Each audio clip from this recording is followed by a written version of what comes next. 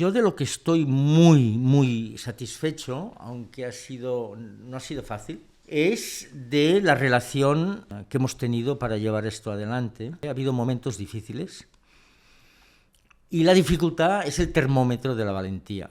Pero bueno, yo creo que eso ha salido bien. Esto no lo cambiaría por nada del mundo. Haber creado esta editorial juntos y que ahora mismo esta editorial esté tan bien orientada, bueno, no lo cambiaría por nada del mundo. Una editorial no es tu propia biblioteca, una editorial es otra historia. Una editorial es hacer las cosas que a ti te parece que hay que hacer, pero de la manera que el mercado, la gente, el público realmente está demandando. Yo quiero que ARPA sea una empresa de contenidos culturales prestigiosa y rentable y barcelonesa. Leer bien todo aquello que estamos publicando es súper exigente. Cuando te hace ilusión un libro, puedes esperar. Lo que ocurre es que tampoco sabe la gente que el editor que lee sus propios libros lo que está viviendo es una continua tensión del corazón por las erratas. Por las erratas. Antes de empezar con el episodio, si os gusta el podcast, suscribiros al canal y dadle al like. Y si estáis muy motivados, sabed que hemos creado un patrocinio que nos ayuda muchísimo a hacer este proyecto sostenible. Tenéis más información en la descripción. Disfrutad del episodio. Ante todo, ¡feliz año nuevo! ¡Feliz año nuevo! Grabamos este episodio en diciembre de 2024, pero lo publicaremos en enero de 2025. Inauguramos el año con la gente que nos vea o nos escuche. Este episodio es un poco especial. Alfonso, el responsable del podcast, Alfo, nos ha propuesto hacer un episodio de balance de la actividad de ARPA en 2024. Y aquí estamos. Parece que además también haremos otro episodio para repasar cómo ha ido el podcast en 2024. Vale, me parece bien. Y este episodio es la antesala, es el episodio piloto de un nuevo formato, de un nuevo tipo de podcast que Alfo ha bautizado como Tertulia con mi padre. Ya pasaremos cuentas con Alfo, ya pasaré cuentas. Tertulia con mi padre, a ver cómo termina llamándose, pero que en todo caso será un espacio donde tú y yo debatiremos sobre temas que a Alfo y a la comunidad de ARPA le parezcan interesantes y donde también responderemos a preguntas de la comunidad. Porque existe una comunidad del podcast, un grupo de WhatsApp totalmente gratuito y en el que hablamos sobre temas de actualidad, pero también sobre invitados, sobre preguntas para los invitados y, en fin, sobre el podcast en general. Uníos si os interesa la cuestión. En fin, vamos a ello. Vamos a ver cómo sale el episodio. Insisto, es una tentativa de tertulia y entiendo que será, pues eso, la primera conversación de unas cuantas, ¿vale? Entre tú y yo. Bueno, encantado de estar aquí, ya lo sabes. Y yo iría más allá, yo te propondría, si esto acaba siendo de interés, que lo transformaras en una tertulia, con más gente, que pudiera, una tertulia sobre el sector de la edición, con invitados, con más de una persona, con 2 o 3 invitados más, para profundizar en un sector que es un poquito opaco a veces, pero que da mucho juego. O sea que te invito a que te lo pienses. ARPA en 2024, ¿Qué ha pasado en ARPA en 2024? Ostras, vaya preguntita. Bien, han pasado cosas muy buenas en realidad. Para simplificar, hemos crecido mucho, hemos absorbido toda una serie de cambios de equipo, hemos creado una nueva empresa, que es Nouvelle Editions ARPA. Poca broma, hemos cerrado una marca que habíamos creado en 2023, ARPA Práctica, pero la hemos reincorporado a la editorial y a nuestra red de distribución principal, que es nuestra distribuidora española. No me parece poca cosa y me dejo algo por el camino. Hemos crecido muy por encima de lo que ha crecido el mercado, porque el mercado español sorprendentemente está creciendo en facturación un 10-11%. No todo ese crecimiento es PVP, es también en ejemplares, pero bueno, nosotros hemos crecido más de un 30%, si no me equivoco, Álvaro. De manera que ha sido un año muy bueno, muy duro, muy exigente y que nos pone en un 2025 aún más exigente. 38% por ahora. Crecimiento. En España. Bastante en otros mercados y formatos los números varían. Bastante espectacular, esa es la verdad. En fin, habría que descomponer ese crecimiento, a ver por dónde ha ido y por qué razones, pero en principio ha sido un año, yo diría que es un balance muy positivo, duro, ha sido muy exigente, especialmente, por ejemplo, para ti. Y 2025, apriétate los cordones de los zapatos, porque vienen curvas. Entiendo que te refieres a la combinación de crecimiento más creación de editorial en Francia, más Luna, mi segunda hija. Lo familiar también, por supuesto, sin duda ninguna, se me había olvidado decirlo, pero en tu caso en concreto, claro, tener 2 hijas pequeñas hace más exigente todo, porque están, en fin, son tan importantes, bueno, son más importantes que la empresa en muchos sentidos. O sea que vete preparando. Es cierto que ha sido un año muy intenso. Pero bueno, yo lo he disfrutado muchísimo. Y también por las niñas, claro. También ha habido bastante trabajo en torno a nuestro catálogo, ¿no? La línea de psicología, todo el trabajazo que se está haciendo en torno a los clásicos, la voluntad que teníamos y que ya no tenemos de crecer mucho en número de novedades. No sé si quieres hablar al respecto. Bueno, estos son, ya estás entrando en el detalle, ¿no? Del catálogo ARPA. Efectivamente ha habido un trabajo muy intenso que a veces es desconcertante, porque nosotros hacemos del cambio de opinión o del cambio de dirección una herramienta competitiva, una herramienta estratégica.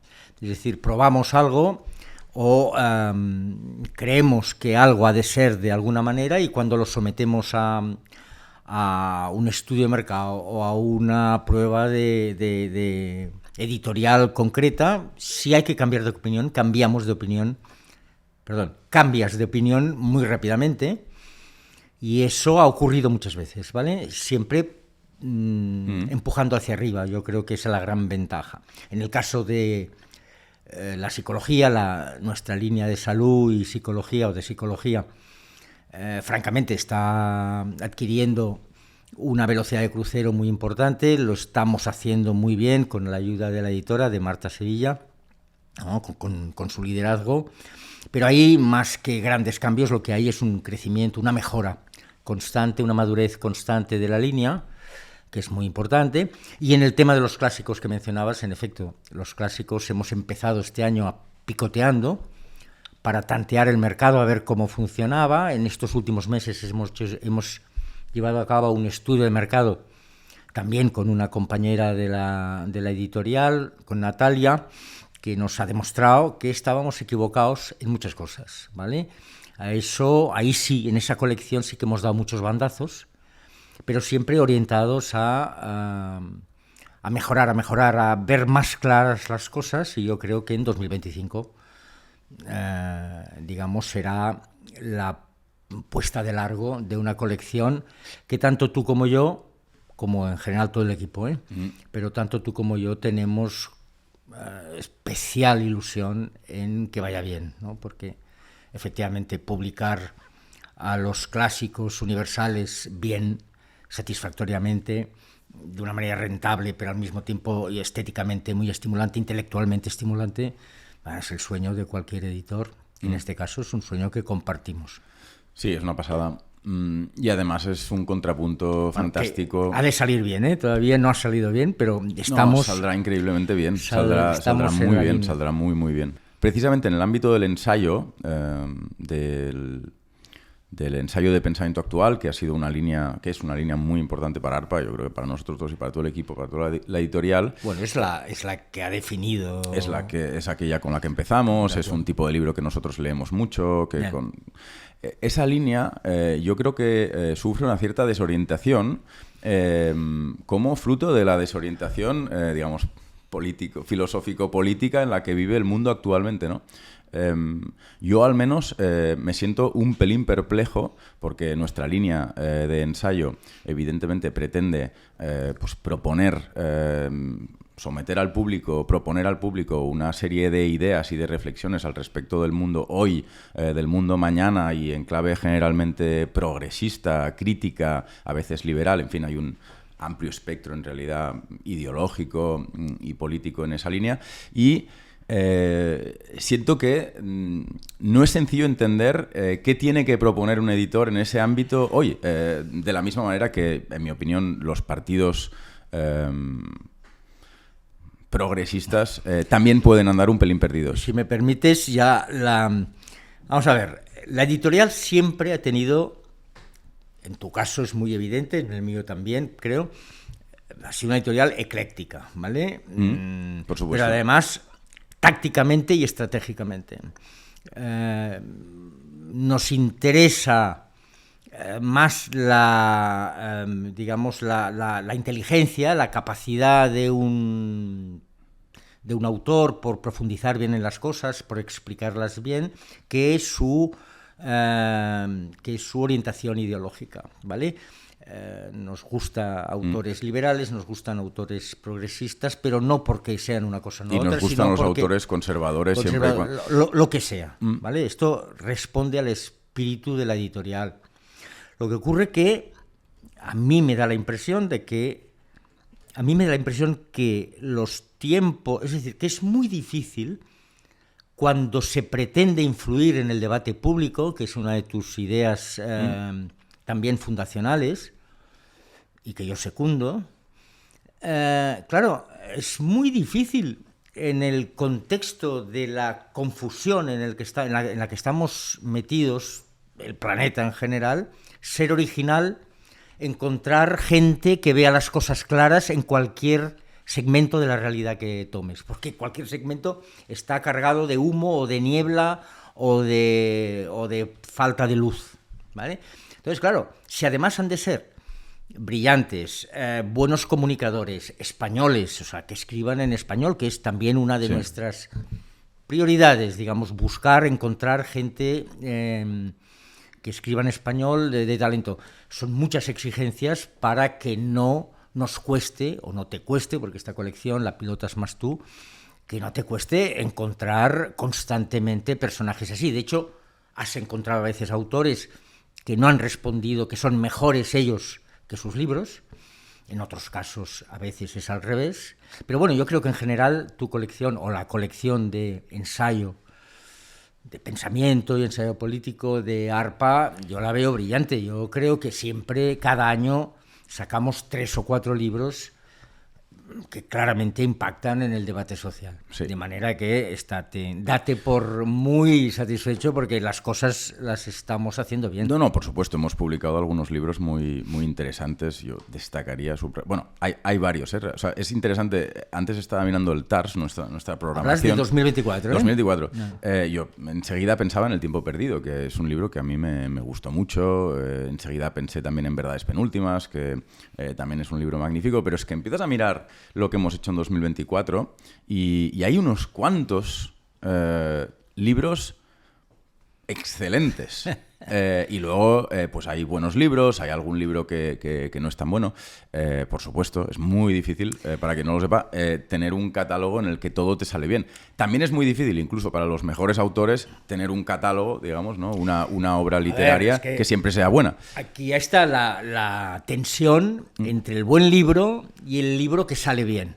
Lo de que sale bien, el que nos oiga o que nos vea, de entender que además de ser bueno, se ha de vender. Se ha de vender suficientemente. Con suficientemente nos damos por satisfechos.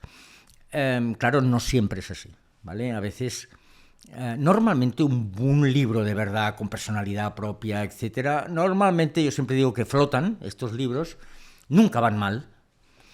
Otra cosa es cuán bien vayan, cuán bien vayan.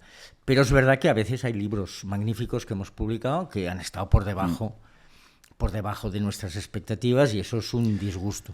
¿Qué libros destacarías de 2024? ¿Qué libros importantes crees que hemos publicado este año? Bueno, yo creo que eso es una pregunta legítima, pero la respuesta va a ser que no voy a mojarme. ¿Por qué? Porque no quiero dejar a ninguno de nuestros autores por detrás, ¿vale? Yo estoy satisfecho con todos los autores que se han publicado, los que dependen más de mí y los que dependen de ti o de quien sea.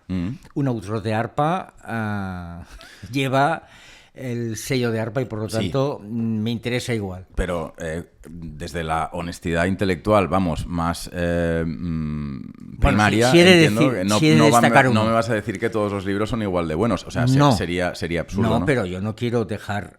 No es dejar en evidencia a nadie considerar que hay libros mejores o peores. Enric Juliana, el libro de Enric Juliana, España, El Pacto y la Furia, es un libro que para mí considero que es un libro muy importante. El libro de Xavier Guix, de la línea Psicología, El problema de ser demasiado bueno, que no solo es un título muy divertido, muy interesante, sino que el libro es magnífico. Ambos han ido muy bien. Clara Ramas, yo diría que Clara Ramas es un libro de mucho nivel.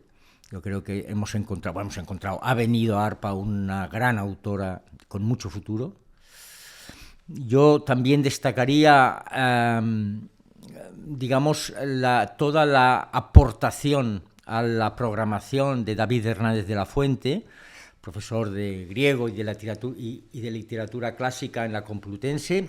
A él le debemos nuestra edición de las Meditaciones de Marco Aurelio, los textos de Epicteto, y después la colaboración y, en fin, el liderazgo de la línea de los clásicos grecolatinos, que este año 24 ha hecho una no diré una explosión, pero sí un golpe en la mesa, y yo me quedaría aquí, para no citar más cosas y no volvernos locos. ¿Hay libros que te hagan sentir especialmente orgulloso del trabajo que hacemos en ARPA, o como editor piensas en términos más holísticos?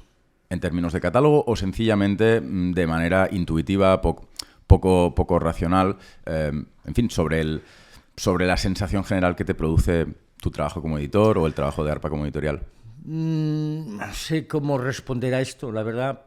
Yo lo que sí percibo es que en ARPA, es una cosa muy vaga lo que voy a decir, pero tengo la íntima sensación de que se trabaja muy bien. ¿Qué quiere decir bien? Se trabaja con método, con mucho método, a veces muy pesado, por parte de la dirección, pero con método, pero al mismo tiempo con una enorme capacidad de aportar cosas, de cambiar de opinión, de tener cintura, de elasticidad por todas partes. Y además con muy buen ambiente, y eso que hay una rotación, ha habido una rotación, ya hemos dicho, este año de gente, el equipo se está ampliando y renovando. Aclaro que hay muy poca rotación en ARPA, digo, porque vale. parece que hayamos dicho que ha habido mucha rotación en el equipo. No, ha habido una coyuntura muy particular en la que ha habido un par de personas que... Más una tercera que se ha incorporado. Exacto. En ese sentido, quiero decir, hombre, somos 8, quiero decir que tampoco es un porcentaje importante. Simplemente, no pretendía decir que hubiera rotación en el sentido de un gran grupo, pero sí que ha habido este movimiento. Por lo tanto, yo diría rigor en las metodologías, flexibilidad en la manera de gestionar las cosas, muy buen ambiente en el equipo. Chico, yo francamente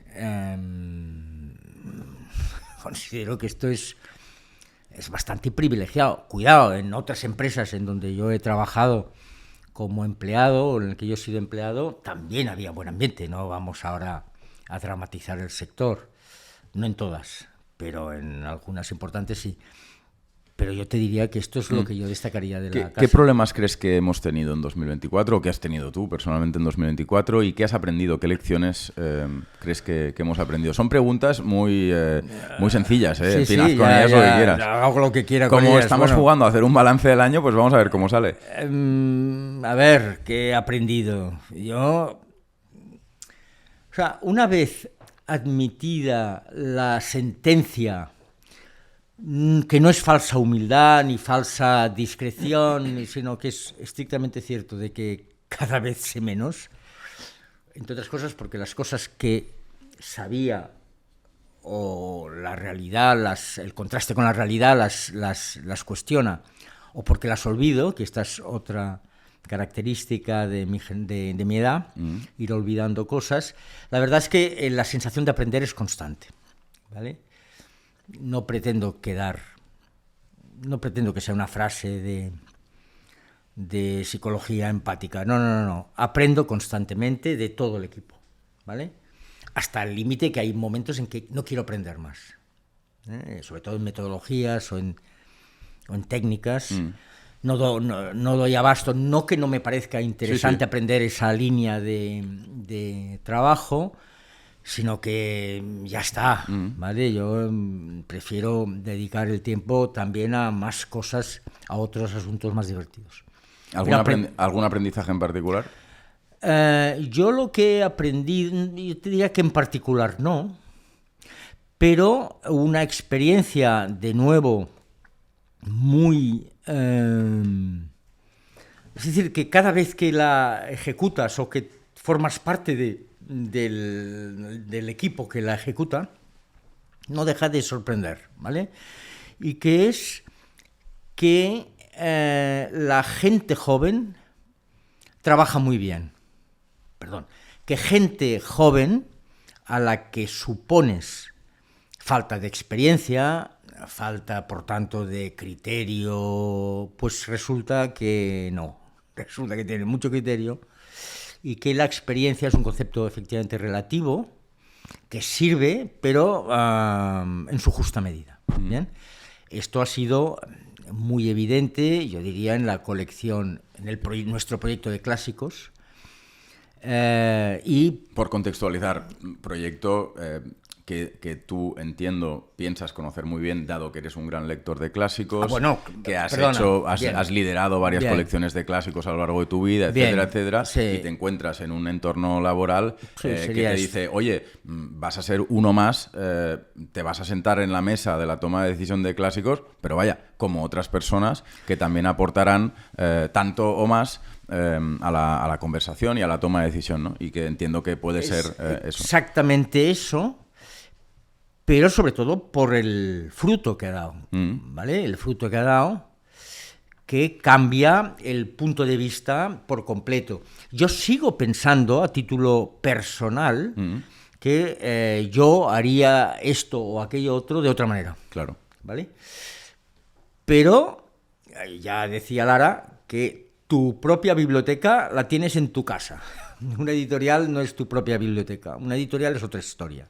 Una editorial es hacer las cosas que a ti te parece que hay que hacer, pero de la manera que el mercado, la gente, el público realmente está demandando, ¿vale? Y ahí es donde empiezan los matices y la acumulación de matices cambian la categoría, ¿vale? Yo creo que en la colección de clásicos claramente hemos llegado a un punto de partida muy diferente al inicial. Sí. ¿De acuerdo? Pero esto es para bien, claro. Claro, lo que ocurre, por en fin, añadir a lo que estás diciendo, yo creo que lo fundamental de lo que acabas de decir no es tanto que otras personas puedan entender mejor el mercado que tú, por ejemplo, sino que es que no tiene ningún sentido llevar a cabo proyectos en solitario. O en todo caso, no sé quién será capaz de hacerlo, pero desde luego a mí, como director de ARPA, me parece o sea, entre aburrido, ineficiente y estúpido, ¿no? O sea, algo así, no sé cuáles serían los calificativos, pero ¿quién quiere enfrentarse solo al mundo de los clásicos? Yo diría que no hay nadie que se quiera enfrentar solo. ¿Tú crees? Yo no veo que haya editores que trabajen solos. ¿No ves precisamente en la figura del editor a veces, y ahora no hablo de ti para nada, una figura entre autista y egótica que pretende dejar... Yo creo que eso es o una caricatura o tiene algo de prejuicio. Yo creo que no. Yo creo que... Pues que sepas que en el sector la imagen que tienen muchos autores y muchos trabajadores de los editores es esa. Cuidado. Bueno, pues yo creo que están equivocados. A ver, todo con matices. Esto es como decir, como decía uno de tus entrevistados hace poco, cuando se habla de funcionarios todo el mundo habla mal, pero cuando empiezas a concretar que si enfermeras, que si personal sanitario o personal de seguridad, la gente cambia de opinión. Sí. Esto según el punto de vista. ¿Quieres decir que la generalización es muy sencilla? La generalización es muy sencilla. Que hay editores que son unos capullos, no te lo niego. O editoras. Pero yo también los hay encantadores, y sobre todo a lo que íbamos, de trabajar en solitario. Yo creo que esto se acabó en el siglo pasado. Aquí nadie trabaja solo. Otra cosa son los editores o editoras que creen saberlo todo, ¿vale? Y que no contemplan del equipo hacer caso o escuchar de verdad a todo el equipo. No, esto podría ocurrir, vale, pero llevarlo a la gilipollez, no. ¿Crees que hemos tenido algún problema importante en 2024? Bueno, no sé, los que sea... Importante no. Punto 1. Importante no, yo creo que al ser una empresa cuasi familiar, las cosas se resuelven bien o mal, pero se resuelven en petit comité. Yo creo que por ahí no hay ningún problema. Los cambios, el crecimiento es real. Los deberes para el año que viene también yo creo que están bien definidos. No, más bien te diría que yo no detecto ningún problema. Si tú lo detectas, ya lo dirás. No. Yo creo que nos va sorprendentemente bien y que efectivamente hay muy buen ambiente, y que además las cosas salen bien y que estamos todos bastante satisfechos de lo que hacemos, y de la gente, de los interlocutores que nos rodean, sean autores o libreros o periodistas o colaboradores. ¿Qué le pides al 2025? ¿Qué esperas de 2025? Vamos a ver. Estamos jugando el juego, papá. Sí, yo al 2025 le pediría salud, sobre todo salud, porque es complicado. Yo le pediría a ARPA, yo le pediría paciencia, o sea, saber tener paciencia en los lugares en los que hay que tenerla. Porque, insisto, la paciencia a veces es un vicio, sí, de inmovilismo, ¿vale? Sí. Pero no siempre es así. Yo creo que en algunos aspectos hay que tener paciencia activa, no paciencia pasiva. Le pediría... Perseverancia. Bueno, llámalo así. Le pediría que hiciéramos bien los trabajos en América. Le pediría que saliera bien todo, lo de Francia, la editorial francesa. Esto... Para los que nos oyen, han de saber que yo no conozco ninguna editorial española que haya decidido crear su gemela o su dúplica en francés en Francia. La verdad es que no lo conozco. Planeta compró Editis, pero ya la ha vendido y era otra liga, era otro concepto de llegar a Francia. Es verdad que hay editores españoles que venden libros en francés en Francia, pero estoy hablando de una editorial, crearla. Esto, yo creo que es bastante bestia. El mercado francés es maravilloso, interesantísimo, pero un pelín chauvinista, lo sabemos, difícil que dejen entrar a un editor que viene de España, de Barcelona. Pero bueno, yo creo que si eso sale razonablemente bien y todo pinta que ocurrirá, pues le pediría eso, que supiéramos manejar estas exigencias con la profesionalidad con la que en general nos estamos manejando en España. ¿Te importa que pueda ocurrir con ARPA en 2100? No. A mí tampoco. En 2100 no. En 2030 sí. Bueno, esperemos que... Bueno, es que en 2030 quedan 5 años largos, son muchos años. Para mí son muchos años. Para ti son menos. ¿Qué te gustaría que fuera ARPA?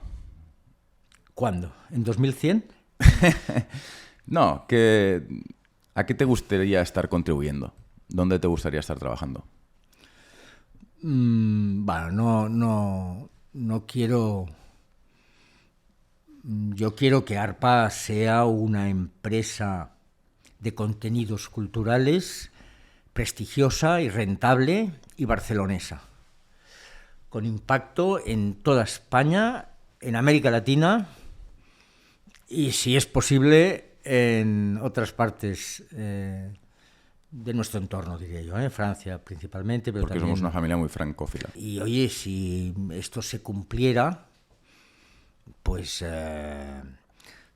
saltos de alegría. También es verdad que mi horizonte profesional en ARPA tiene una limitación mucho más evidente que la tuya.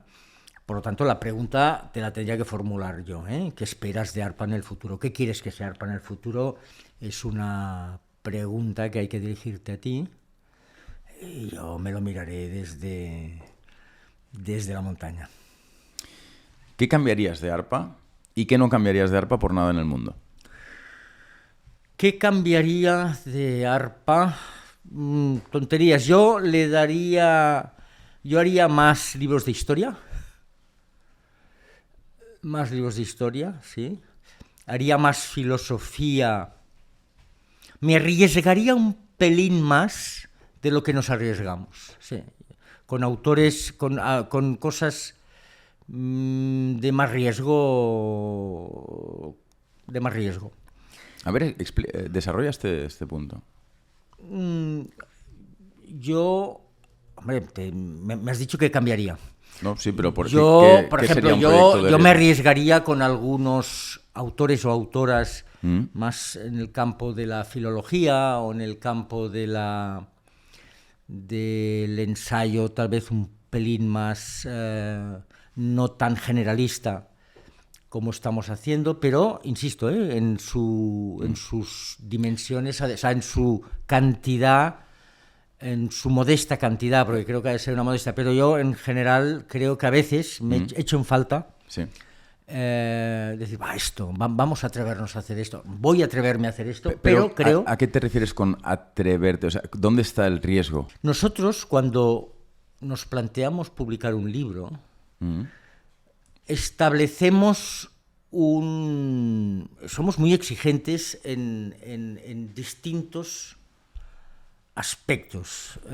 Nosotros miramos el contenido, miramos el nivel, o sea, la temática, el contenido, el nivel de la capacidad divulgadora, el perfil del autor, el perfil profesional del autor, el perfil personal, la empatía que pueda generar un autor, en fin, el mercado, la competencia que hay, si realmente un tema tiene público o tiene demasiado poco público.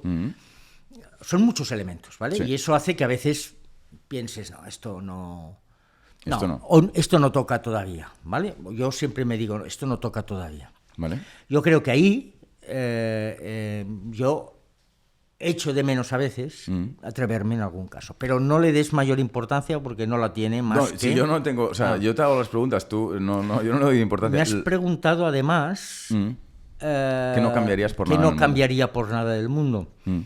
Yo de lo que estoy muy, muy satisfecho, aunque no ha sido fácil, es de la relación que hemos tenido para llevar esto adelante.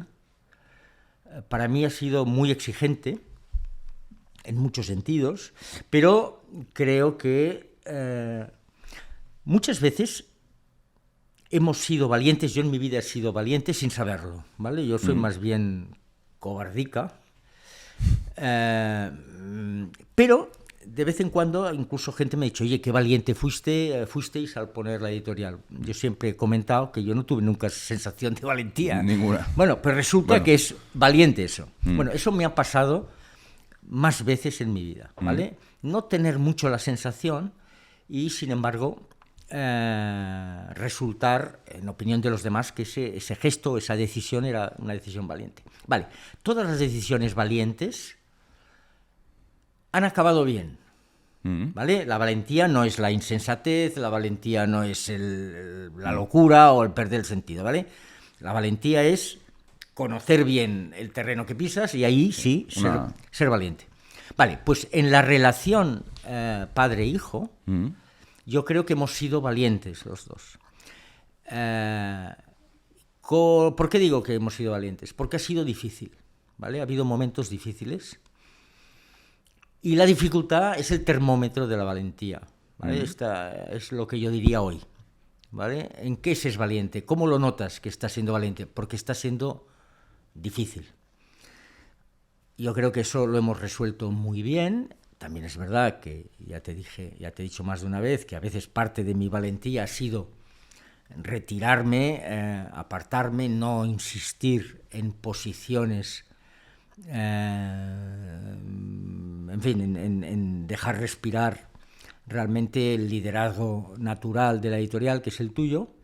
Pero bueno, yo creo que eso ha salido bien. Esto no lo cambiaría por nada del mundo. Haber creado esta editorial juntos y que ahora mismo esta editorial esté tan bien orientada, tan bien orientada, yo creo que es la expresión, bueno, no lo cambiaría por nada del mundo. Me autohago la pregunta a mí mismo, que no cambiaría por nada del mundo. Por supuesto, o sea, una derivada de esto mismo, que yo tampoco lo cambiaría. Vamos, ni lo cambiaría, ni podría cambiarlo, probablemente tú tampoco lo podrías cambiar, es decir, creo que es bastante inevitable. Va de suave. Es interesante hasta qué punto las cosas muchas veces ocurren sencillamente de forma inevitable, ¿no? Pero bueno, yo no cambiaría la obsesión por la búsqueda del buen rollo, por la insistencia en la calidad humana de toda la gente que rodea la editorial, y ¿no? Llevándolo muy lejos incluso a cuestiones aparentemente extrañas como la selección de autores o la selección de proveedores. Y además de que, por supuesto, la relación nuclear que constituye la editorial es la nuestra, también es muy bonito ver cómo se va construyendo poco a poco un edificio de relaciones, ¿no? Una red de relaciones que, por supuesto, también pasa por nuestra propia familia, mis hermanos, mi madre, tu mujer, mi madre, mi mujer, mis hijas, todo, ¿no? Tus padres o tu madre, en fin, cómo todo esto se va ampliando, nuestras redes de amistades y, por supuesto, pues todo el equipo, en fin, todo esto va generando un magma o sea, ARPA poco a poco ha ido significando algo, en algunos casos algo muy importante y en otros casos algo menos importante, para mucha gente que conocemos y con los que hemos ido trabando amistad o con los que ya teníamos amistad. Y esto, o sea, la dimensión humana del proyecto, a mí me ha sorprendido muchísimo en positivo. O sea, como una ficción tan extraña como una empresa, ¿no? Una editorial, ha sido hiperproductiva, pues eso, para regar un montón de relaciones humanas, interpersonales. No sé si me estoy explicando muy bien. Sí, yo creo que sí, y estoy totalmente de acuerdo. Claro, la gente ha de entender que una editorial es un negocio que tiene particularidades. Es un negocio extremadamente simpático, ¿vale? Puede serlo. Puede serlo. Muy exigente, centimero, porque es difícil convertir un negocio editorial en un negocio muy rentable, pero cuando eso se consigue, puede ser muy divertido, ¿vale? Al serlo, se acaba de entender lo que tú argumentabas, y es que acaba siendo una familia súper estimulante de impactos de relaciones personales, muy atractivo, muy estimulante. Porque es que es muy divertido, y entonces todo el mundo se encuentra a gusto en esa red de amistades y de contactos, cosa que ignoro si ocurre con una empresa panificadora, por poner un ejemplo, no lo sé, pero en una editorial sí. Por lo tanto, sí, estoy totalmente de acuerdo contigo, sin tampoco caer en la exageración, ¿vale? Yo creo que somos catalanes, ¿no? No exageremos. No, pero es verdad que, hostia, ha sido brutal, ha sido una experiencia muy, muy, muy única, muy singular, es que a mí no me había ocurrido eso nunca, o sea que estupendo. A mí muchos amigos me dicen que, ¿sabes? Que hay novelas y películas en las que los príncipes y las princesas viven pues en castillos, en prados, y no se dan cuenta de la suerte que tienen, ¿no? De hasta qué punto... Esto sigue siendo así, ¿eh, Álvaro? Sigue siendo así. Pero de alguna manera creo que un editor al que le van bien las cosas también es una suerte de noble o de príncipe, no en el sentido económico o aristocrático de la expresión, por supuesto, pero sí que es una persona que yo creo que vive muy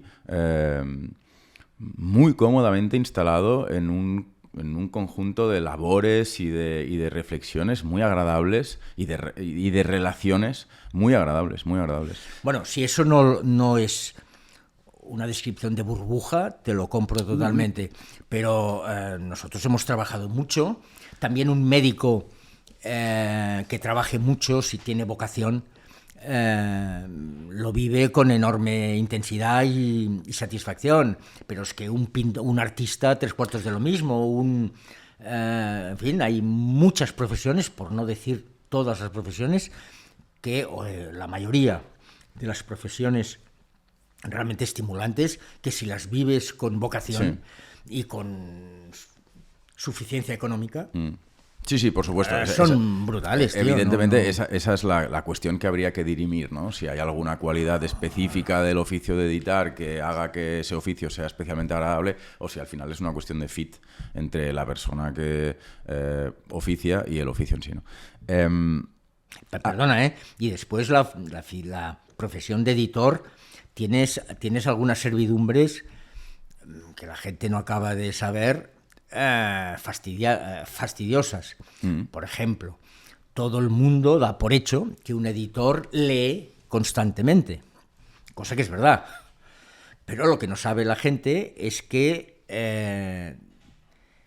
dejas de leer muchas cosas que querrías leer y que no puedes leer por falta de tiempo material, porque la edición es tanto lectura como acción.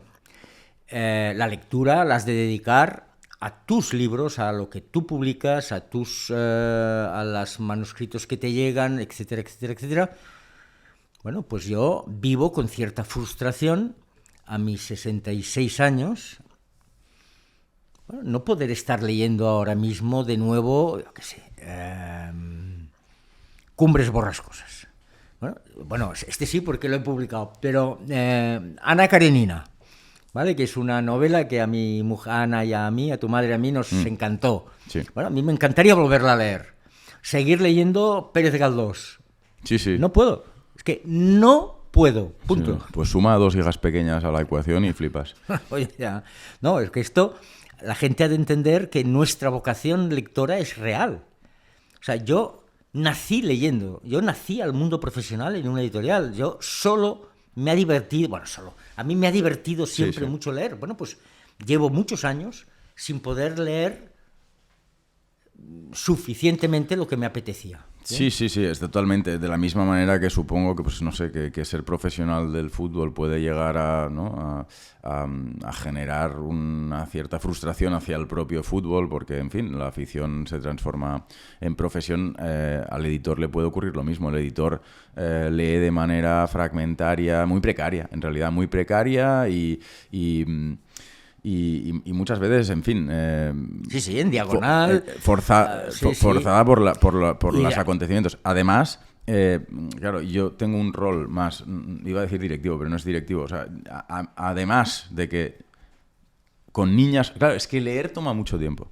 Yo creo que este es mi descubrimiento. Leer bien toma mucho tiempo. Mi descubrimiento del 2024 es que leer toma un huevo de tiempo. Con 2 niñas pequeñas y... Por ejemplo, en fin, en el caso del 2024, con 2 empresas que gestionar, no ya leer obras que quisiera leer, que pues siempre lo pienso, bueno, pues no sé, más adelante supongo que... Ya, leer bien todo aquello que estamos publicando es súper exigente.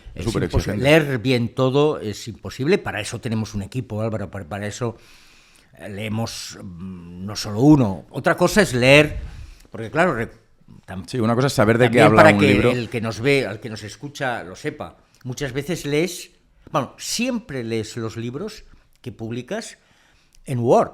Sí, sí, O sea, claro. el libro acabado, yo creo que no he leído ningún libro de ARPA terminado. Todos los libros los leo, he de leerlos Sí, en sí. manuscrito. Yo a ¿vale? veces me Es espero. una sensación muy antipática. Muy antipática, muy antipática. Tú a veces te esperas Sí. a que esté, sobre todo cuando no son los tuyos, pero... Cuando pero te hace bueno, ilusión un libro, puedes esperar. Lo que ocurre es que tampoco sabe la gente que el editor que lee sus propios libros lo que está viviendo es un continuo, una continua tensión del corazón por las erratas. Por las erratas. Claro, en el libro acabado. En el quiero libro decir. acabado, en el libro No, acabado. no. O sea, leer un libro acabado de tu propia editorial es una muy, enfermedad. muy Sí, difícil. sí, sí, es difícil. muy estresante. Pero estresante. yo creo que lo que nos ocurre a los editores es que al leer el manuscrito no lees, aunque sea leyendo en diagonal o leyendo 2 capítulos, porque esto ocurre muy a menudo, el Sí, autor le pides, oye, cuando tengas 50 páginas, pásalas, que Sí, sí. a ver cómo vas, para jugar, para hacer ping-pong con el Sí, autor. sí. Claro, leer así es leer profesionalmente. Sí. Entonces has de estar, no puedes relajarte.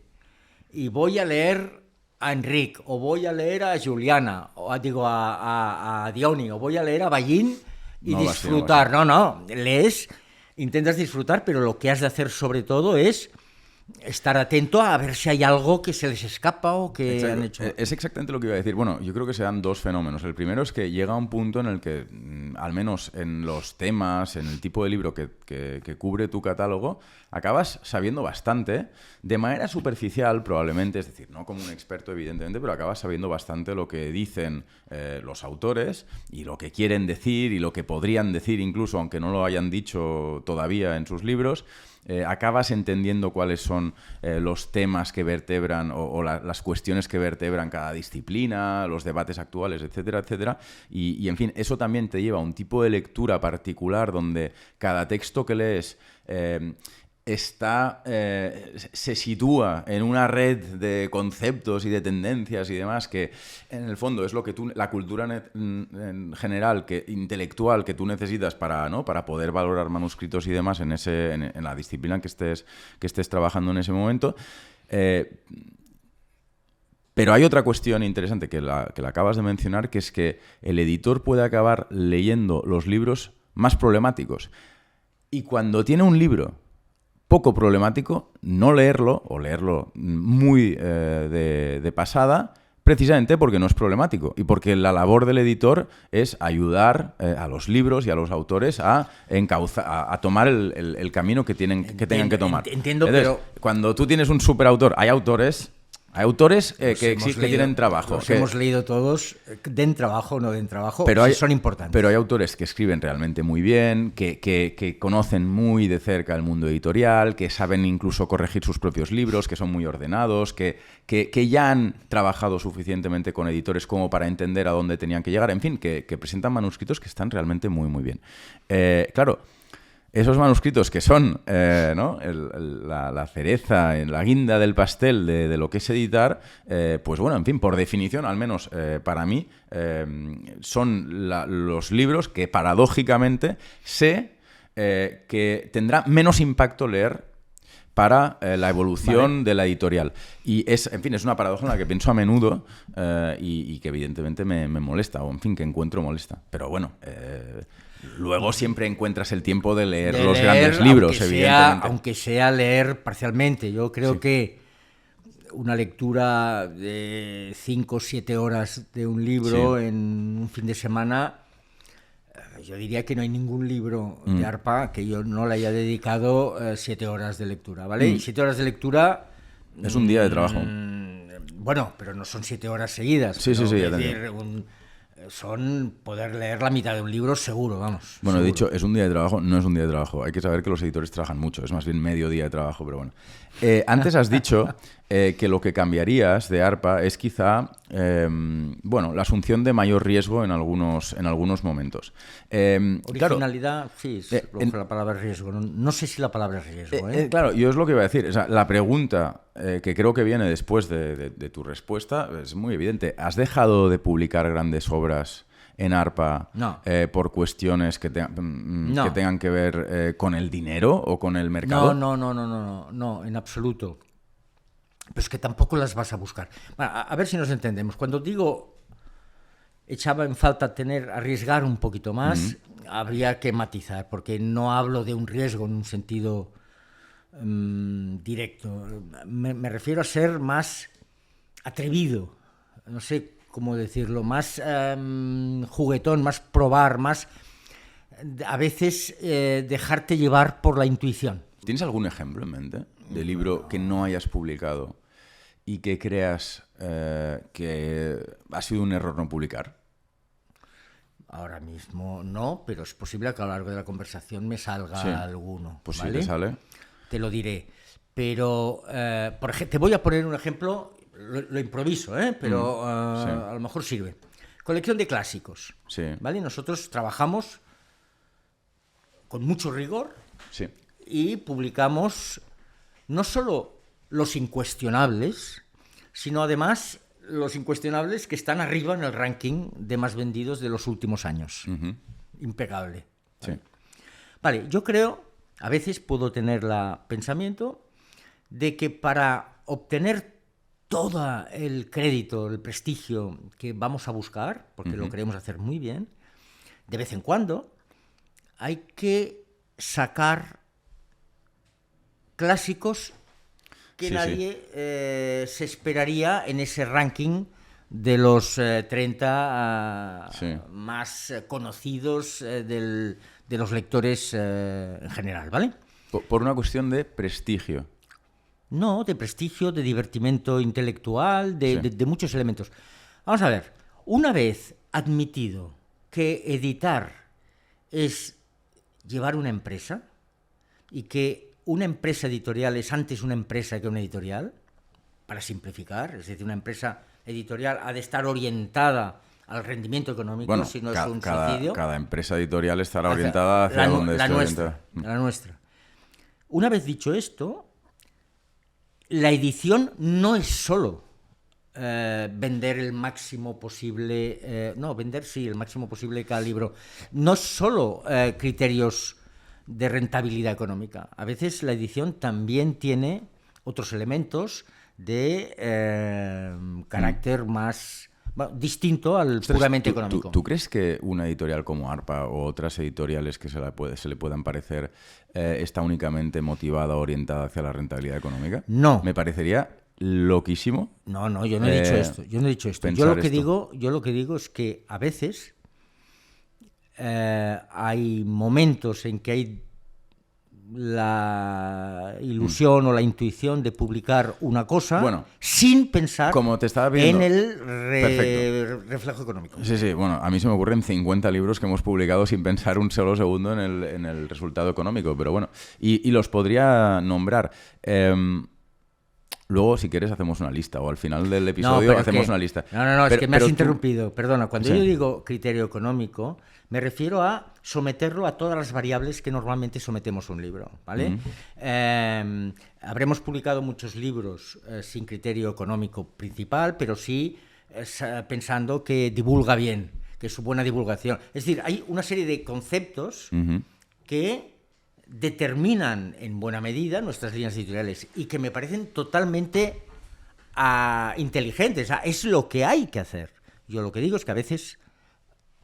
Yo recuerdo cuando publiqué el Genji, la novela de Genji en Destino, eran 2 volúmenes de 1500 páginas cada volumen, ¿vale? Uno de mis libros favoritos. Uno de tus libros favoritos, fuiste uno de los primeros lectores de esa obra. Bueno, esa obra se tenía que tener un poco de... de valentía para publicar eso. A eso me refiero. Yo encuentro que esto es trampa. O sea, publicar por primera vez junto a Atalanta, que estaba también traduciendo el libro al mismo tiempo que Xavier Rocaferrer traducía del inglés, por cierto, y del francés el Genji para Destino para como vosotros. Atalanta. Como Atalanta. Como todo Lo digo porque ahora nosotros nos reímos de la gente que traduce libros de lenguas secundarias, pero siempre pienso cuando aparece cuando se menciona ese hecho en la conversación en torno a los clásicos, que yo leí el Genji encantado y venía traducido el inglés y el francés. Está traducido en una lengua que ni siquiera los nativos del país hoy entienden. Entonces vamos a Hay que traducirlo de donde sea. Entonces vamos a ello. Claro, la novela del Genji o el Genji Monogatari es El titular editorial promocional del libro es que es la primera novela de la historia. Es una novela que fue muy importante en su momento en Japón. Murasaki Shikubu y la otra chica que nunca recuerdo cómo se llama, pero que es la otra cortesana que tiene otro libro que, en fin, en los comentarios alguien lo pondrá, pero tiene un par de libros muy conocidos también del siglo X. Claro, son las primeras novelas de la historia, son súper importantes en Japón. A posteriori, lo estás contando a posteriori. No, es como... Yo te aseguro que ese manuscrito, esa traducción, sí, no la quería publicar nadie. Porque, qué ¿tú no la publicarías disparate. en ARPA hoy? Sí, pero es que yo la publiqué en otra editorial. La publiqué. O sea, que yo soy el único que no soy sospechoso de no publicarla. No. Pero se publicó un poco sí, saltándose, digamos, los criterios de razonable. No era razonable publicar esa obra. Pues yo estaría en desacuerdo contigo. Creo que un editor nunca hace algo... o sea, siempre hace aquello que le parece razonable. Lo que tú creo que quieres decir es que hay momentos en que el análisis respecto de la calidad de un texto, de la calidad intrínseca o del interés que tiene un texto, quizá no llega lo suficientemente lejos, no se profundiza lo suficiente en ese análisis para entender que ese libro sí valía la pena, sí merecía ser publicado. Pero aquí tenemos muchos libros de 1000 páginas que han ido bien, mal, irregular, que sencillamente nos han parecido buenos. Lo que sería muy extraño es que un editor que tiene un conjunto de criterios efectivamente para valorar manuscritos, no incluyera en esos criterios la calidad del texto. Momento. O la calidad sí, entiendo. o sea, o bien la calidad del estilo o bien la calidad del fondo, ¿no? De la tesis. Estoy de acuerdo. Un par de matices. Primero, nosotros no hemos publicado ningún libro de 1000 páginas. Los hemos publicado, el de más páginas, 800. Y entre los libros publicados entre 600 y 800 páginas, sí, todos, sin excepción, han ido regular o bien. Mal no ha habido ninguno. ¿Vale? Porque, ¿qué ocurre? Cuando se editan libros muy extensos o muy exigentes de costes, que es lo que ocurría en los grandes grupos, sí, todo el mundo se lo piensa. Hay mucha gente pensando, hay mucha gente aportando el valor añadido de sus neuronas. Entonces casi siempre aciertas. Es muy difícil equivocarse cuando tú decides publicar y traducir Energía y civilización de Bartels Mill, que es probablemente uno de los grandes libros hoy de nuestro catálogo. Bueno, este libro, ¿cuánto costaba? ¿30 euros o 25 euros? Lo pusimos. El libro lo pusimos a 27,90. Un libro de precio exigente. Bueno, llevas vendidos más de 7.000-8.000 ejemplares. ¿Fuiste valiente? ¿Fuiste atrevido? No, valiente, ¿vale? Evidentemente que no. Era evidente que ese libro era bueno. Para ti, sí, en aquel momento, no era una decisión arriesgada. No. Vale. Cuando yo publiqué el Genji Monogatari, para mí era una decisión arriesgada. ¿Por qué lo hice o por qué no lo hice en argumentos secundarios? No viene a cuento aquí. No es lo mismo publicar un libro en tu editorial, sí, que publicarlo en la editorial de otro que te paga un salario. Sí, sí. Esto, para empezar, parece que no, pero es bastante diferente, ¿vale? No es lo mismo encargar el Genji Monogatari, una traducción, que encontrártela hecha. Claro. Y que pase por allí un señor con 2 cajas de folios. Y además tener un editor loco como yo tenía, pero era genialoide, es un tipo, sí, realmente muy brillante, me dijo, porque los editores trabajamos con personas de fiar, por muy chalaos que estén, Eduardo me dijo, esto es importante, Joaquín. Entonces ahí decidimos hacerlo, pero era un riesgo evidente. Te pongo esto como ejemplo, ¿vale? No me quiero ahora tampoco enrollar en esto. A veces hacer cosas que no están en el esquema general sale bien, otras sale mal, y es un desastre. Hay un montón de preguntas de la comunidad de ARPA Talks, de la que hemos hablado antes, si te parece. Yo quiero hacer una aclaración a los distintos miembros de la comunidad. Vale. Yo no hablo en la comunidad, pero tienen que saber todos que les leo. Sí. ¿Vale? Yo sé todo lo que se dice. Muy bien. Casi siempre lo leo, bueno, siempre, porque a veces os pasáis de la raya hablando, habláis mucho, pero simplemente que todo el mundo sepa que estoy un poco al corriente de lo que se dice y de quién es quién. Muy bien. Vale. Pues mira, primera pregunta. ¿Cómo se transmite, entiendo que al resto del equipo, el enorme conocimiento que tienes sobre el mundo del libro y la valoración y selección de manuscritos? No lo sé. No lo sé, yo diría que con el ejemplo. Yo no sé, yo no transmito nada a nadie del equipo de una manera expresa, como harías tú, por ejemplo, que muchas veces has puesto sobre la mesa metodologías de trabajo. Pero eso es el trabajo de un director general. Yo más bien he intentado, y yo creo honestamente que lo que soy así, yo he intentado que cada miembro del equipo sea mi compañero de trabajo, ¿vale? Yo he intentado ser muy poco el propietario o el cofundador de. Yo me siento con cada uno de los miembros del equipo como si fuera un igual, y ahí, si les soy útil, si les he enseñado cosas, que también es un feedback, porque esto va y viene, ellos te lo dirán, pero yo diría que no ha habido por mi parte una voluntad de maestría de ningún tipo, para nada. El ejemplo, yo diría el ejemplo. Entonces, ¿cómo crees que se aprende a valorar y a seleccionar manuscritos? Vale, esta segunda parte es una pregunta muy clara, pero es una respuesta muy, no compleja, sino muy diversa. Hay mucha diversidad de criterios de selección, ¿vale? Haré una pequeña lista. Primero, la experiencia lectora personal. La experiencia lectora y el suministro de información de tu red de contactos, del equipo o de tu red de contactos, de tu red de autores, de tu red de periodistas, amigos, ya no hablo solo de contactos en general. Agencias literarias que te van mandando, y si tienes la relación adecuada, orientando bien, sobre infinidad de autores y de proyectos o de infinidad de editoriales internacionales, porque las agencias españolas representan a catálogos internacionales, a editoriales que no tienen un agente comercial en España para vender los libros a los editores. Bueno, pues lo hacen a través de las agencias. Todo este flujo de información, más todas las informaciones digitales que hoy un editor moderno tiene a su disposición, que son, no diré infinitas, pero son una infinidad.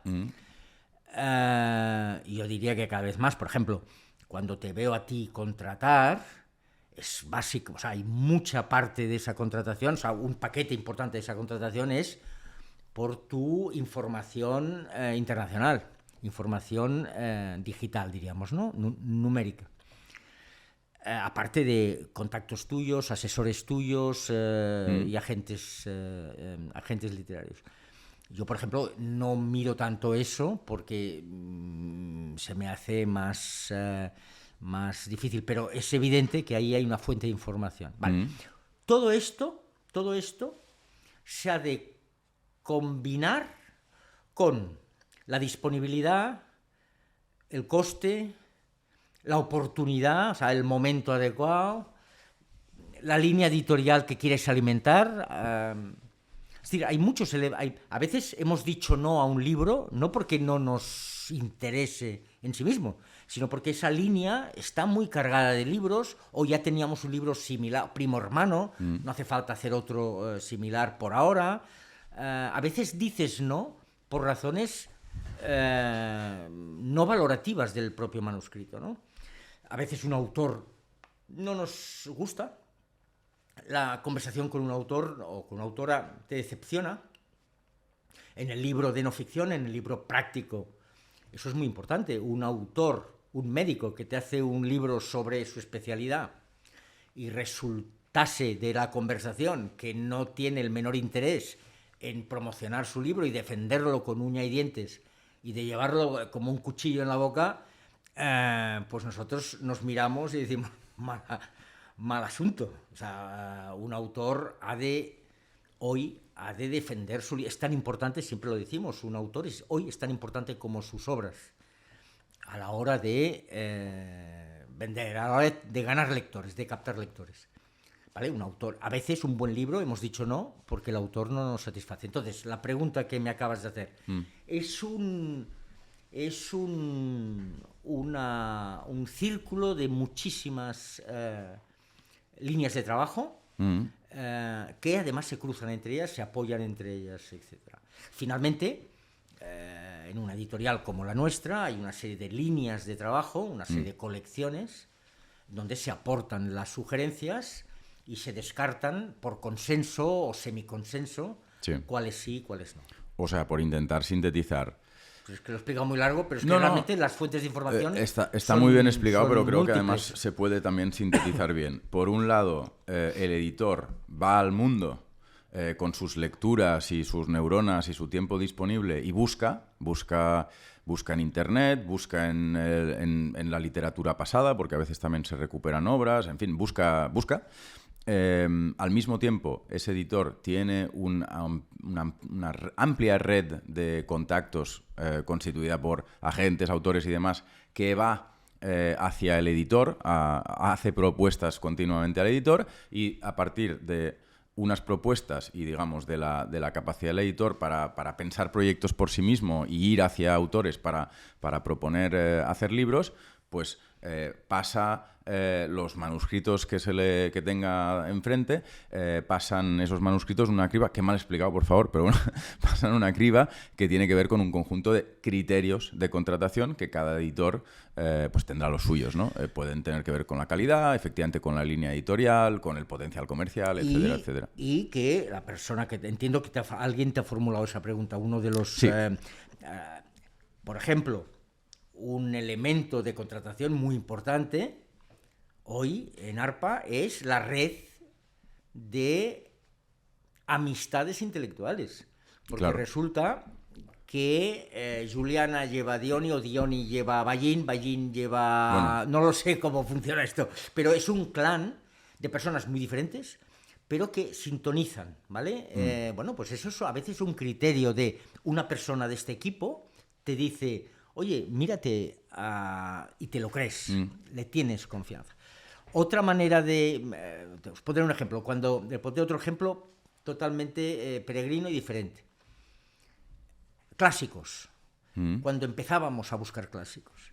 Yo releí o leí de primera planta títulos diversos. Sabíamos que queríamos un criterio de los más vendidos, de los incuestionables, pero yo... Empecé a leer, leí un libro que no está en el top 30, que publicaremos tarde o temprano, extraordinario, que es para mí una revelación, que es El libro de la selva de Kipling. Vale, un buen editor puede decir, no, si soy capaz de hacer una gran traducción, y explicarle al público español que esta obra es la pera limonera, que no la conocen bien salvo por el cine, que desorienta, que es una experiencia lectora inaudita, porque abre todos los debates posibles de la filosofía más elemental. Bueno, es posible que... yo lo puedo contratar, yo puedo encargar este libro. Vale. ¿Cómo ha surgido este libro? De la manera más increíble.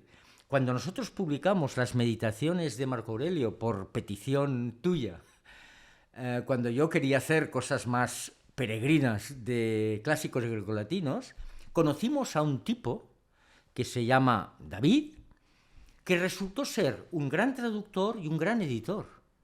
Y gracias a esta iniciativa editorial hemos acabado haciendo clásicos.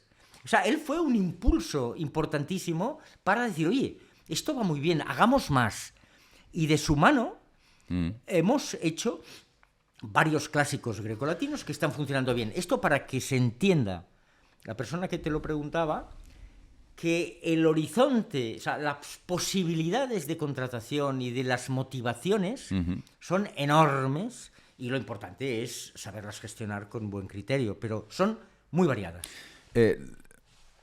Hay varias preguntas sobre la cuestión del equilibrio entre calidad y viabilidad comercial o potencial comercial. Ya lo hemos hablado, entonces tampoco quiero plantear la pregunta de este modo, pero encuentro que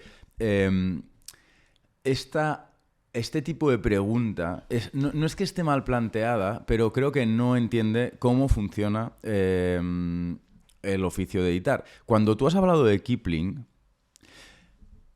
en el fondo, y has reconocido que Kipling tiene poco potencial comercial, pero mucha calidad, lo que has, como editor, pensado es cómo lograr que esa calidad se transforme en un producto de mercado Naturalmente. que es compatible con el modelo de negocio de tu editorial. Bien. Y eso es, en el fondo, lo que tiene que cuidar un editor. Eso es editar. Eso es editar. Si no, sería leer. Exactamente.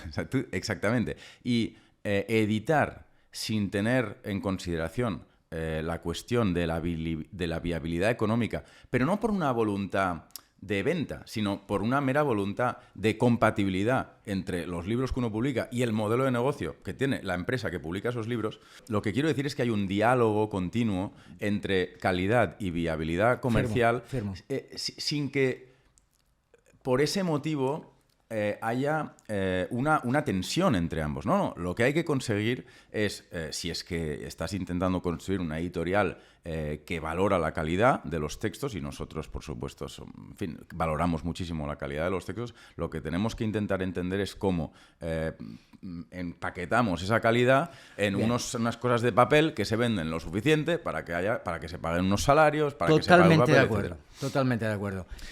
En este sentido, no entiendo lo que es arriesgarse. Lo que tú has descrito con Kipling no es arriesgarse, es editar bien. Que no tiene nada que ver. ¿Editar bien qué es? Editar de tal manera que tú puedas perseguir tu intuición de la calidad al mismo tiempo que no le haces una putada a tu director financiero, por así decir, ¿no? Está bien observado. Pero el caso de Kipling no lo ponía como ejemplo de riesgo, sino como ejemplo de cómo se deciden los libros que se publican. Pero estarás de acuerdo conmigo. Esta es una decisión atípica, digamos. Pero ¿no? Sacar, Orgullo y Prejuicio de la programación de clásicos, que es uno de los clásicos más vendidos en el mundo, al menos en España y en Latinoamérica. Sacar Orgullo y Prejuicio de la programación y meter a Kipling, que a lo mejor tiene un potencial de venta, no sé, del 10 o del 15%, no. Sí, vale. Lo harás, o sea, lo puedes hacer. Si lo haces sin más, lo que estarás haciendo es reducir en un 90% tu facturación de clásicos. Te lo puedes permitir, por supuesto, pero en algún momento el editor se tiene que enfrentar a la otra dimensión, a la segunda dimensión de los libros, y a tu manera de editar. Exacto. Es decir, cuando cuando una editorial saca un libro, no sé, sobre una poeta, el de Blackie Books, ¿cómo se llama? Ahora no recuerdo. Gloria Fuertes. Sí, el de Gloria Fuertes. Y lo convierte en un éxito. Es la manera de editar. Es la manera de editar lo que lo convierte en un éxito comercial, o sea, de número de lectores, ¿vale? Más allá de la valoración que me merezca la poesía de Gloria Fuertes, ¿vale?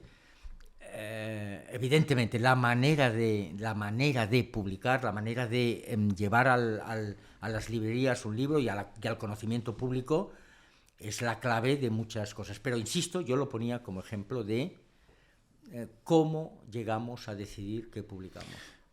Hay muchas preguntas relacionadas con esta cuestión, ¿no? Que es la cuestión de entender cómo un editor decide publicar un libro. Hay una interesante que dice así: en temas especializados como física o filosofía, ¿contamos con expertos que nos ayuden a determinar la calidad de un libro? Vamos a ver, yo lo que diría es que en filosofía, por ejemplo, tenemos criterio suficiente para leer lo que recibimos y hacer una valoración. Honestamente, creo que tanto tú como yo y algún otro miembro del equipo. Otra cosa es las recomendaciones de algún asesor o colega o amigo que te llama la atención sobre un determinado o potencial escritor. Por ejemplo, yo no conocía a Clara Ramas, ¿vale? No sé si tú la conocías o si fue alguien que te dijo... Jorge ojo, Diony López nos recomendó publicar a Clara Clara Ramas. Ramas. La Bueno, conocíamos, pues, pero no se nos había ocurrido ir hacia ella. Y tú miraste qué había hecho, y te coincidió la recomendación con la expectativa, Sí. y ha resultado que es una ensayista espléndida. Bueno, pues ahí nos hemos asesorado, hemos creído en un asesoramiento. Pero yo diría, la pregunta que yo te formulo es, si no supieras nada has de contestar, la verdad, con sinceridad, perdón, si a ti te hubiera llegado Clara Ramas, Sí, con este texto. con este texto, tú no sabes quién es Clara Ramas y te llega este texto Sí. y no tienes a Jorge Diony, ¿hubieras publicado este texto? Es que lo que ocurre es que tú estás hablando de un universo paralelo en el que el único criterio de contratación de un editor es la calidad intrínseca del texto que tiene ante sí. En ese mundo no tengo ni idea de cómo editaría yo, del talento que tendría para estar de acuerdo con los dioses al respecto de la calidad de cada texto que yo leyera. Bien. En el mundo real lo que ocurre es que es una cuestión de epistemología. La manera en que se forma el juicio al respecto del valor de las cosas es una triangulación. Esto es René Girard. Esto es René Girard. Sí, pero no me refiero a una triangulación únicamente con 3 puntos, ¿no?, que se unen entre sí, sino que en esa triangulación puede haber múltiples señales, indicios que te permiten, pues eso, llegar a construir un juicio más o menos acertado sobre el valor de algo. El texto en sí es muy importante. Es decir, quien crea que los editores contratamos sin enjuiciar los textos, No, yo hombre, creo se que se equivoca, equivoca, ¿vale? Alguna vez, es decir, ocurre de vez en cuando. Ocurre de vez en cuando. ¿Por qué? Porque hay señales muy fuertes que no tienen que ver con el texto, que te están indicando que, bueno, vas a confiar en la persona que te lo ha recomendado, o el autor es muy potente comercialmente, etc. Ocurre de vez en cuando. Pero, sinceramente, no suele funcionar muy bien. Porque tiene que haber algún tipo de coherencia, de resonancia entre el texto y la editorial. Y el editor, si se puede, en este contexto muy específico, entender como un medium que intenta ver si hay fit, si hay match entre un texto y una editorial, yo creo que tiene que tomarse ese papel muy en serio, ¿no? Totalmente de acuerdo. Dicho esto... Totalmente de acuerdo, y mi pregunta era pura retórica. Sí, pero dicho esto, y Pura como sabes, sí, ya sé que es retórica, y además es una retórica también muy habitual en el sector. O sea, a mí me parece una pregunta muy infantil. No porque la hayas planteado tú, sino que es muy simplona, muy simplona. Muy simplona. Está o sea, claro, quien crea que editar es solo decidir por uno mismo en solitario y cortado del mundo es bueno o malo, es que no tiene ni idea ni de cómo funciona la edición, ni de lo que es la epistemología, ni de lo que es el ser humano, ni de nada, de nada. 100% ¿vale? de acuerdo. Siguiente, ya podemos pasar a la siguiente pregunta. Pues venga, pasamos a la siguiente Porque pregunta. es verdad, está muy claro. Bueno, es que tengo muchas preguntas de las que ya hemos hablado, pero yo voy a seguir haciendo las preguntas al final. Que recuerde todo el mundo que esto es un juego, que es el episodio piloto de un nuevo tipo de tertulia que iremos teniendo tú y yo en el futuro. ¿Hay algún libro que defina lo que es ARPA? Yo diría que hay un patrón ideal de ARPA, que sería autor español o autora española, libro decidido conjuntamente, o sea, propuesta mutua. Entre el editor y el autor, la autora. Editor, autor.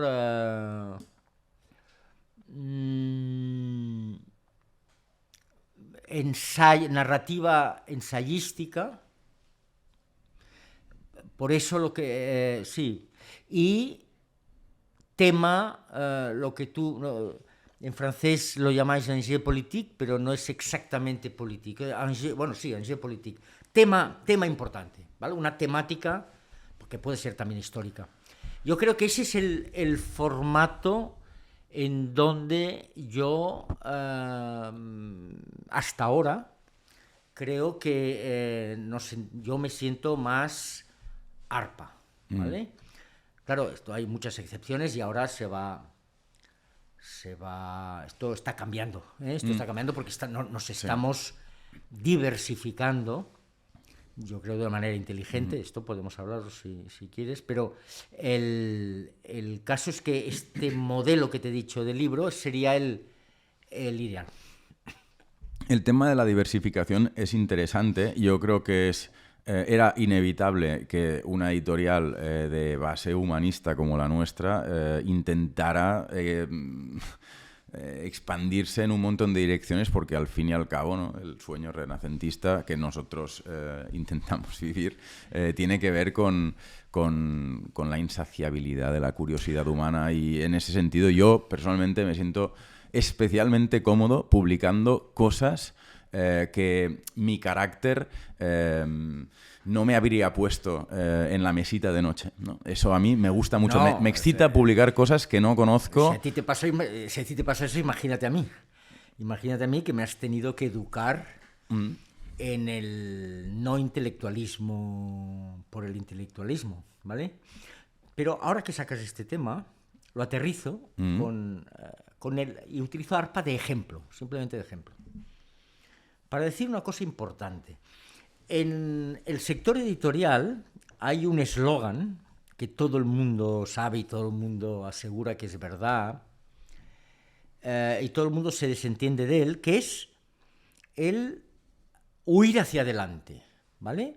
Publicar más para disfrazar defectos o insuficiencias o lo que sea.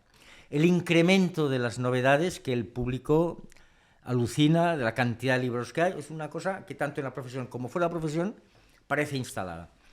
Nosotros llevamos 8 años creciendo cada año, pero no en número de títulos. ¿Bien? Bueno, el año pasado hemos crecido un poco, pero una manera estratégica decidimos en 2024 crecer en 2025 porque ya estábamos preparados para editar más. Y eso tenía una primera y fundamental lectura para nosotros. ¿Cómo debemos crecer? Y decidimos crecer con nuevas líneas. Déjame acabar mi argumento, que no va por ahí. No he dicho nada. Voy a dar un rodeo. Nuevas líneas, es decir, en lugar de caer en la trampa y en el error antieditorial, al menos políticamente incorrecto, de editar más, dijimos, no, a ver, editamos más porque podemos, porque el mercado nos lo acepta. Por lo tanto, en lugar de quemar las líneas que ya existen, editando más de esas líneas, abriremos nuevas líneas, de manera que podemos publicar más libros sin castigar nuestra capacidad de impacto en la librería o en los medios. Perfecto, esto suena perfecto. Resulta que nos ponemos manos a la obra y decidimos crecer en un 20% en el número de títulos en 2025. Y una de las grandes ventajas de tener una empresa que sabe identificar las equivocaciones y transformarlas en cambios de criterio con mucha rapidez, es una ventaja sin duda competitiva. Cambiamos, enseguida nos dimos cuenta de que eso era un error. Porque, aunque estaba bien planteado en teoría, nos olvidábamos de la otra variable, que era el equipo. Crecer en un 20% de las novedades, aunque fueran de otras líneas que no estresaban a las líneas ya existentes, sí estresaban al equipo. Sí estresaban al equipo. Con lo cual dijimos, no.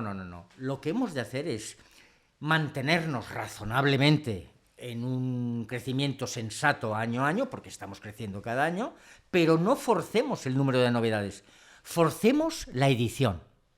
Editemos mejor. seamos más ambiciosos editando, más lo que sea.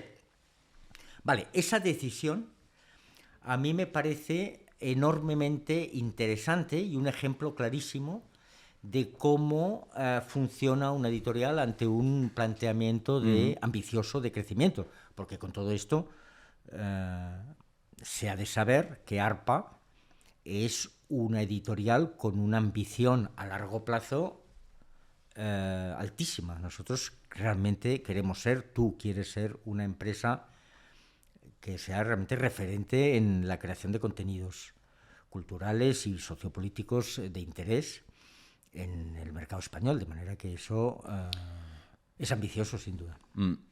No sé por qué te estaba explicando esto, pero... Hablábamos de la diversificación. Vale, la diversificación podía llevarnos a equivocarnos, porque hablábamos, exacto, de diversificar, que era la manera de crecer. Sí, diversificar sí, pero cuidado con diversificar mucho sin tener en cuenta otras variables. Sí. A eso me refería.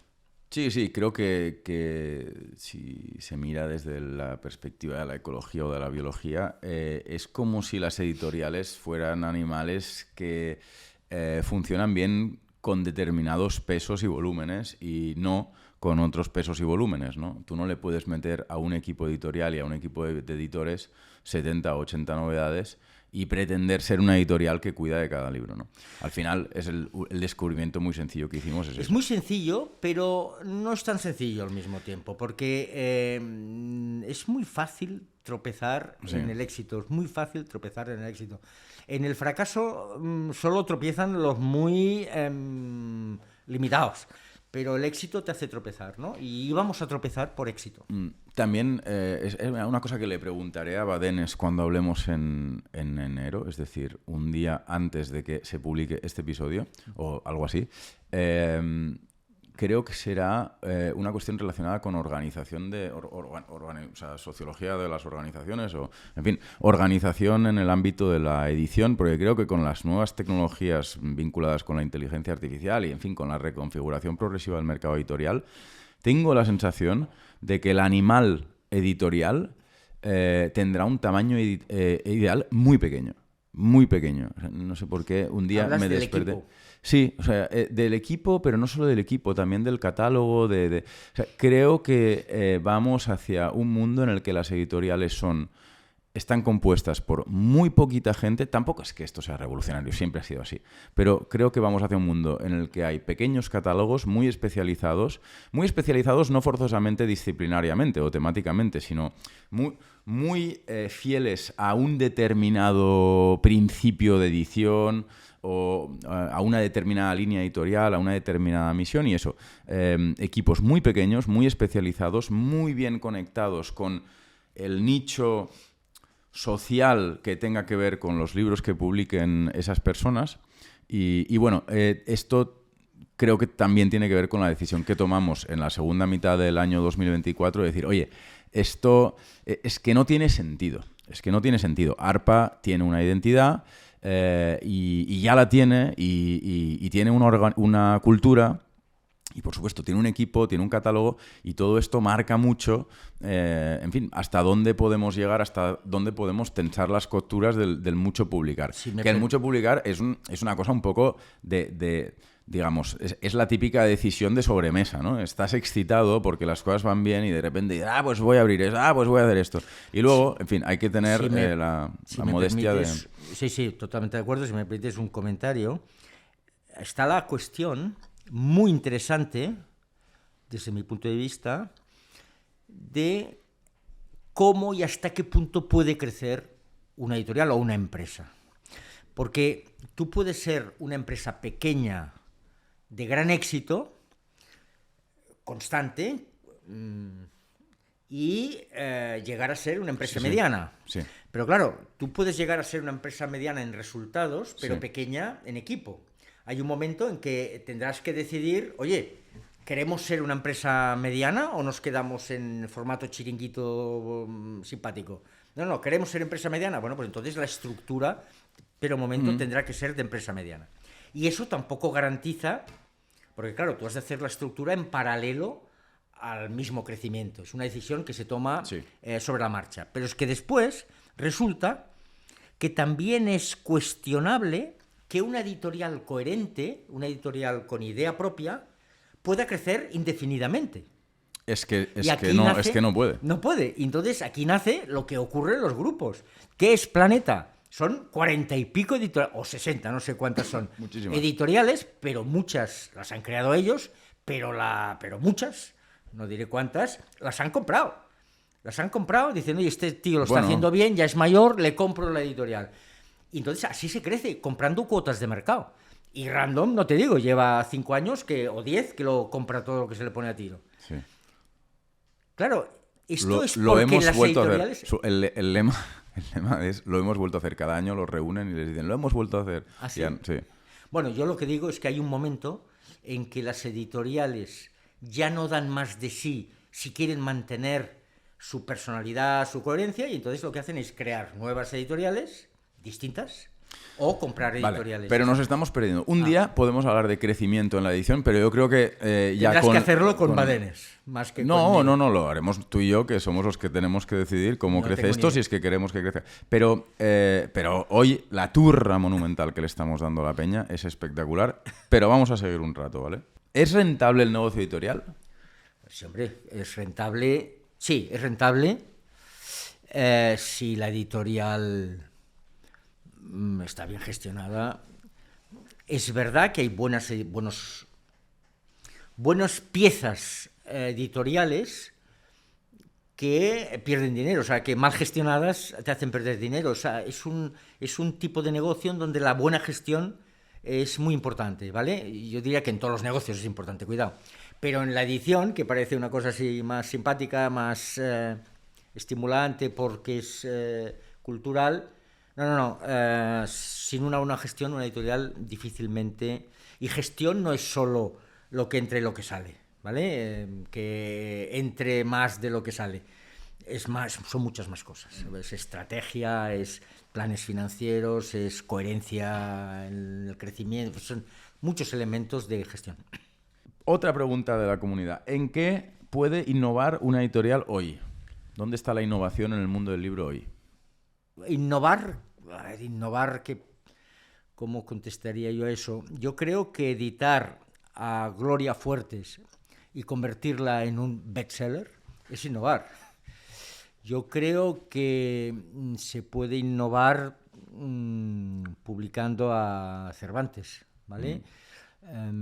Hay muchas maneras de innovar, lo que pasa que estoy hablando de títulos, estoy hablando de edición.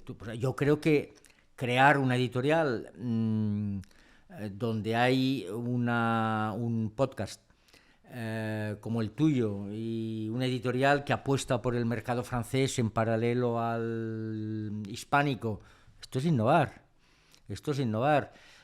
Al final la innovación, si es a lo que estoy atendiendo, o sea, si he entendido bien, hay que rebajarlo, sencillamente es ser valiente, imaginativo, original. La innovación por la innovación yo la situaría en políticas editoriales muy concretas, ¿vale?